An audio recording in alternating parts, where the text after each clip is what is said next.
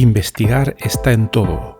Soy Horacio Pérez y esto es Investigando la Investigación, un espacio para explorar la investigación sin límites ni fronteras más allá de áreas o etiquetas, porque nunca sabemos dónde puede llevarnos una idea.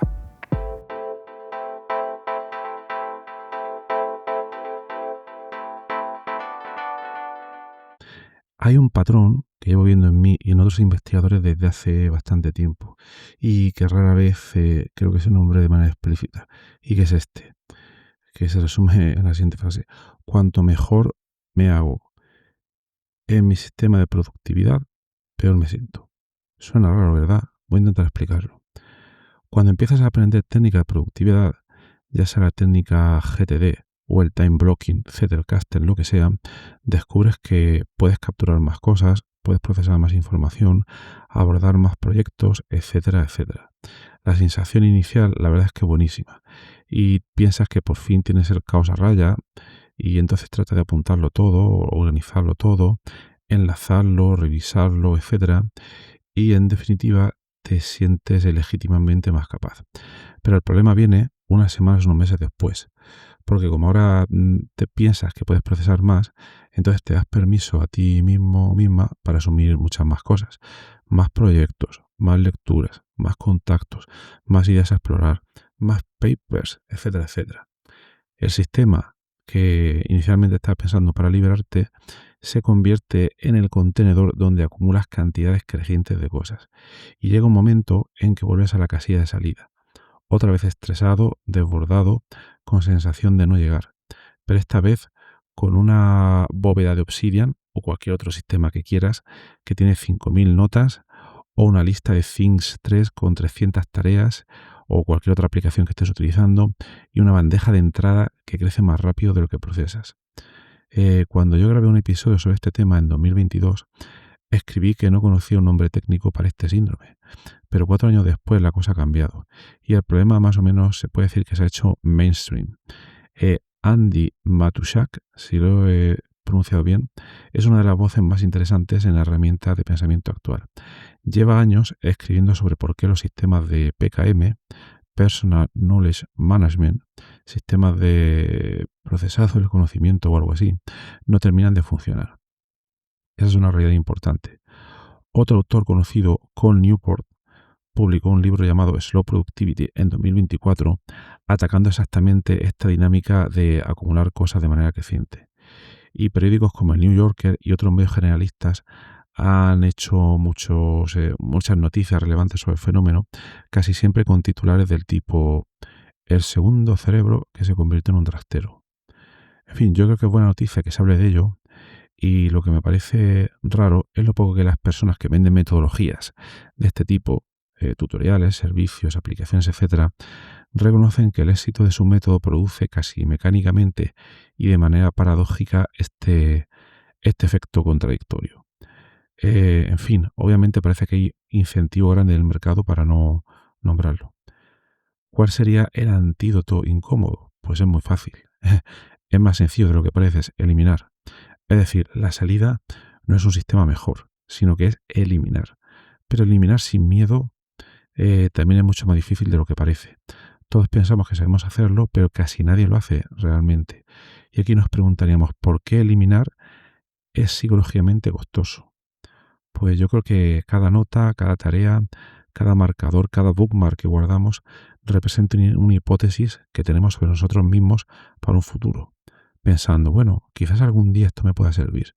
Y claro, si borramos, renunciamos a esa hipótesis. Y renunciar duele de un modo desproporcionado relacionado con el valor real de la cosa a la que renuncias. En realidad hay un nombre para esto en economía conductual que se llama aversión a la pérdida. Es decir, renunciar a algo nos duele más de lo que nos gustó conseguirlo. Kahneman, autor muy interesante y que os recomiendo bastante, lo documentó hace décadas en otro contexto. Pero bueno, la dinámica sigue siendo la misma. En productividad, esto se traduce en que bóvedas de Obsidian o cualquier otro sistema de almacenamiento que al final crece sin límite y sin límite, al final se vuelven cementerios. Y la técnica que mejor me ha funcionado para poder solucionar este problema, o al menos intentarlo, os voy a explicar dos de sus principales vías. La vía número uno es la que más se parece, a lo que predice la metodología GTD, Getting Things Done, de David Allen, a la cual hemos dedicado muchos episodios al principio de este podcast, hará 4 años así. Pero bueno, la diferencia está en cómo la aplicas. En resumen, se puede decir que el método GTD propone una revisión semanal. Y eso está muy bien. Pero la mayoría de los que practicamos GTD o hemos practicado o practicamos parte de ese método, hacemos la revisión semanal como un repaso. Es decir, miro las tareas, miro los proyectos, paso por ellos al final sin tomar decisiones duras. Y el resultado es que casi nada se elimina. Las tareas se van trasladando la semana siguiente, los proyectos se posponen y la lista va creciendo sin final.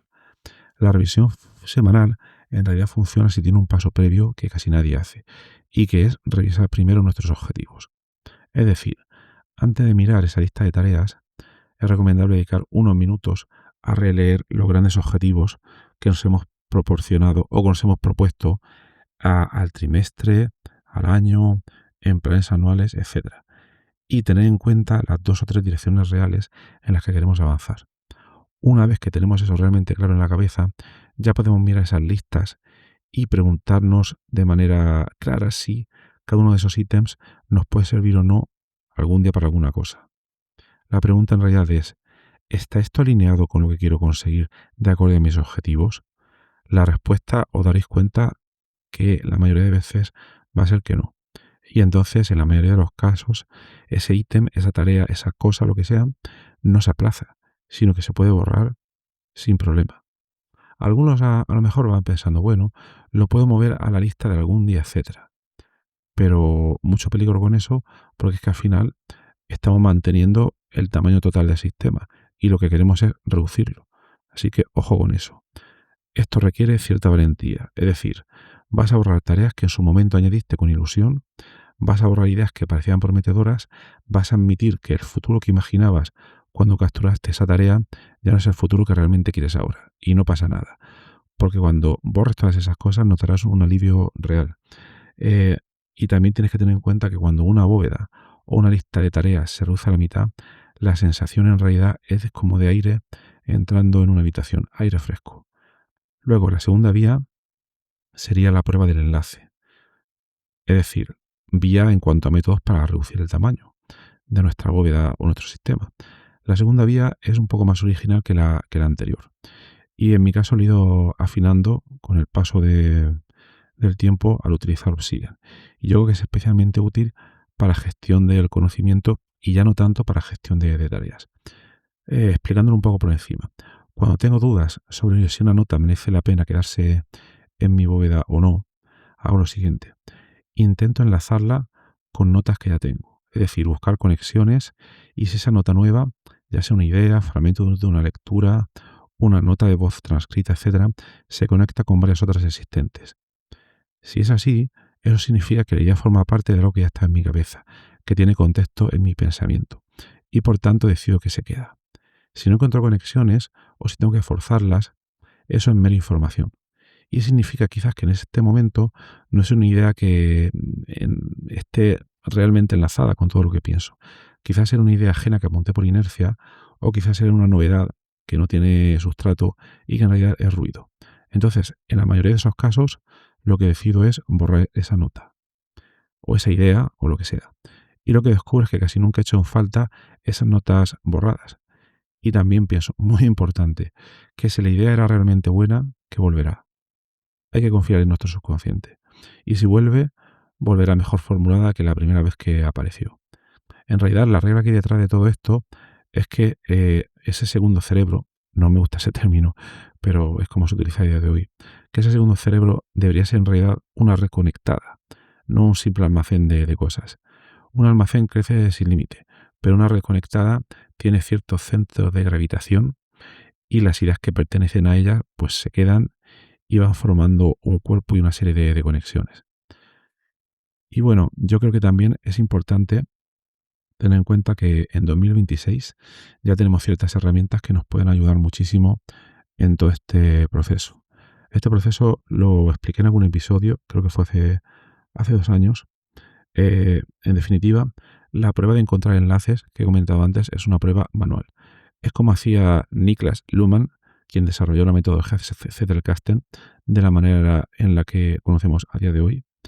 Y básicamente buscábamos teniendo en cuenta backlinks o con la búsqueda por la palabra exacta de Obsidian, y te enterabas un poco más allá de lo que tu memoria recordara haber escrito.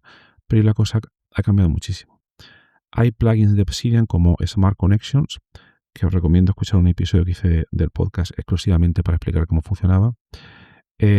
También hay asistentes de embeddings que lo que hacen básicamente es codificar, y lo estoy simplificando mucho, cada una de las notas, y en un espacio multidimensional crean clústeres de notas similares, aunque no tengan exactamente las mismas palabras, pero que semánticamente, o por decirlo de algún modo, tienen significados muy parecidos. Y bueno, y también hay que tener en cuenta que con las herramientas de inteligencia artificial que tenemos a día de hoy, quizás no son tan fáciles de utilizar como parece, pero nos permiten ayudar mucho y acelerar el proceso de búsqueda de relaciones ocultas entre todas estas notas. Una de las más potentes a día de hoy sería Claude Code o Claudecode, que sin desarrollar ningún código te permite directamente leer tu bóveda de Obsidian o tu sistema, y si haces una pregunta sobre notas enlazadas con algún concepto, tiene un sistema de búsqueda muy potente y que permite encontrar relaciones entre notas que a mí a veces no se me hubieran ocurrido. Os recomiendo mucho al menos probarlo y explorarlo. Y bueno, en esta línea hay que tener en cuenta que todo esto cambia mucho con respecto al método GTD clásico. El método GTD propone una zona que se llama algún día o quizás, para las cosas que tenemos dudas de si hacer o no. Y propone que la idea es volcarlas ahí y revisarlas en algún momento para ver si más tarde puedan tener algún valor. Pero yo tengo sinceras dudas con respecto a esta solución, y es precisamente porque sigue alargando el problema que hemos comentado. Ese algún día es al final un cementerio bonito que sigue ocupando nuestra atención, y cada vez que la revisas vuelves a evaluar los ítems.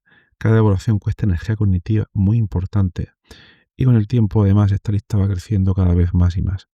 Insisto, mi propuesta, que es más radical, es o se queda en el sistema activo o se va, y lo que se va pues se va, y si merece la pena volver pues ya volverá. Y esto además requiere confianza en uno mismo, confianza en que las ideas importantes volverán y que las tareas importantes ellas mismas te recordarán a ti, y que la realidad es que efectivamente todas esas cosas vuelven.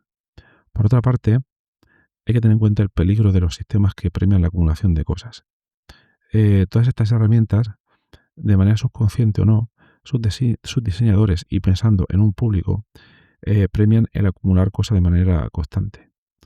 Obsidian te enseña con orgullo ese famoso grafo de notas creciendo que la gente posta luego en redes sociales. Notion celebra el número de páginas, Zotero presume el tamaño de su biblioteca, y muchas otras aplicaciones, Pocket o Read It Later o cosas de este tipo, te premian y te hacen sentir muy potente si vas guardando cosas y ese número va acumulando. Pero yo creo que está claro que quiere un poco en contra de la corriente de todas estas ideas de producto que en realidad nos hacen cada vez más ineficientes.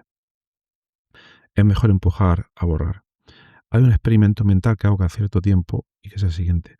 Si mi aplicación de notas me dijera mañana: hemos perdido todo lo que tenía guardado de hace más de un año, ¿cuántas echarías realmente en falta? ¿De cuántas me acordaría más o menos de memoria? Y la respuesta es que de muy pocas. No sé si os pasa por lo mismo. Y bueno, yo creo que el verdadero objetivo de todo esto, lo que está detrás de toda esta historia, si me apuras, es algo más amplio que la productividad.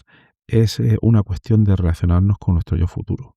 Es decir, cuando capturamos y guardamos todo, asumimos que el futuro yo, mi proyección hacia el futuro, va a poder hacerse cargo de un volumen creciente de cosas. Y la experiencia demuestra que no, que eso es imposible. El futuro yo va a tener exactamente las mismas 24 horas que el que yo tengo ahora mismo, y a lo mejor quizás menos energía. O quizás va a tener más problemas de atención, menos energía y menos foco. No hay que ser pesimista, pero bueno, el tiempo pasa. Por tanto, eliminar con criterio es regalarle a ese yo futuro un sistema en el cual pueda introducirse en él para pensar, para procesar, para crear de manera más eficiente y evitar ese acumular sin criterio. La pregunta que conviene aquí hacerse no es ¿podría esto serme útil? Sino ¿quiero que mi yo futuro tenga que ocuparse de esto? La mayoría de las veces, si os hacéis esta pregunta de manera honesta, veréis que la respuesta es que no. Y entonces el botón de borrar está ahí esperándote sin ningún problema. Bueno, entonces, si os quiero proponer una práctica concreta para implementar todo esto, os diría lo siguiente. Os sugeriría que una vez al mes dediquéis una hora a revisión de eliminación, no de planificación, etcétera, sino revisión de eliminación. Y esto no es algo que lo tengan en cuenta métodos como GTD, sino que es una revisión específica como de poda, y donde te puedes hacer dos preguntas. La primera sería, ¿qué notas no he tocado en los últimos 6 meses y no encuentro razón para mantener? Se eliminan 6 meses, un año, 2 años. Eso ya tienes que verlo tú. La segunda pregunta sería, ¿qué tareas o proyectos están en mi sistema desde hace más de 3 meses sin moverse y sin urgencia real? Antes hemos hablado de notas, pero ahora hablamos de tareas. Lo mismo. Aquí el espacio de tiempo debe ser pues menor, porque las tareas implican acción. Y obviamente la primera vez que intentes todo esto, pues te va a costar mucho, vas a tener mucha resistencia, vas a querer rescatar cosas, pero permítete rescatar una de cada 20 que pensabas borrar. Como mucho. Esa proporción suele dejar el sistema mucho más limpio sin sentir que has perdido algo crítico. Y ya verás como la tercera o cuarta vez que lo hagas ya no te va a costar tanto. Y notarás como la versión a la pérdida cede ante la sensación de claridad que te da eliminar toda esta información. Bueno, antes de decirte lo que te diría, que esta semana también intente dedicar 20 minutos a borrar al menos 10 notas que llevan meses en tu boda sin tocar, para empezar todo este sistema. No las archives, no las muevas a algún día, bórralas. Y si quieres me puedes contar por correo o respondiendo a este episodio en redes, mencionando el podcast, cuál es tu opinión sobre todo lo que hemos discutido. Y bueno, también te agradecería que si este episodio te ha resultado interesante, pues que en la plataforma en la que lo hayas escuchado o visto, etcétera, pues que le des a suscribirte o a like o 5 estrellas o lo que sea, porque es un gesto que te cuesta muy poco y que ayuda muchísimo a que el podcast siga creciendo. Así que nada, gracias por estar ahí y recuerda eliminar todo lo que puedas.